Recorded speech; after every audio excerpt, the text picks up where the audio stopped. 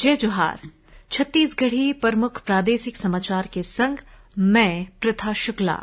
राज्यपाल विश्वभूषण हरिचंदन आज न्यायाधिपति रमेश सिन्हा राजभवन में छत्तीसगढ़ उच्च न्यायालय के मुख्य न्यायाधीश के शपथ दिवाई। प्रदेश में 1 अप्रैल ले बेरोजगारी भत्ता योजना लागू हो जही। एकर चलत पात्र हितग्राही मन के बैंक खाता में 2500 रूपया हर महीना डाले जाना है। प्रवर्तन निदेशालय ईडी के टीम आज दूसर दिन रायपुर और भिलाई में शराब और होटल कारोबारी मन के कतकोन ठिकाना में छापा मारेन।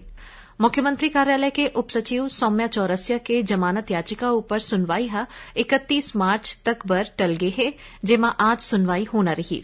नारायणपुर जिला के धनोरा थाना क्षेत्र में माओवादी मन पूर्व उप सरपंच के हत्या कर दिन।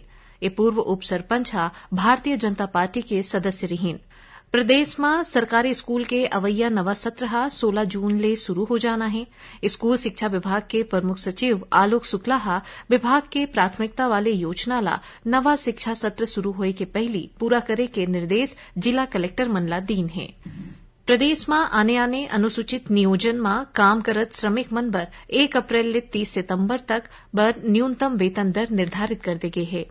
आज चैत्र नवरात्र के महाअष्टमी हरै, जेमा राज्य के सब्बो शक्तिपीठ और देवी दाई के मंदिर में नवरात्रि के बेरा पूजा और अनुष्ठान के कतकोन कार्यक्रम कराए जाथे। काली रामनवमी के मौका में ज्योति कलश और ज्वारा के विसर्जन करे जाही।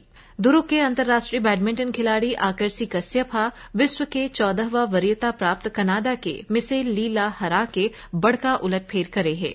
गोवा में 19 से 26 मार्च तक खेले गए Yonex sunrise master veteran badminton प्रतियोगिता में कोरबा के मनीषी सिंह रजत पदक हासिल करे है। और छत्तीसगढ़ योग आयोग डहर ले रायपुर के गोंदवारा स्थित कबीरदास वार्ड के बसंत विहार गार्डन में 30वां निःशुल्क नियमित योगाभ्यास केंद्र के शुभारंभ करेगी। तय रहीस अभू तक के प्रमुख प्रादेशिक समाचार। जय जोहार।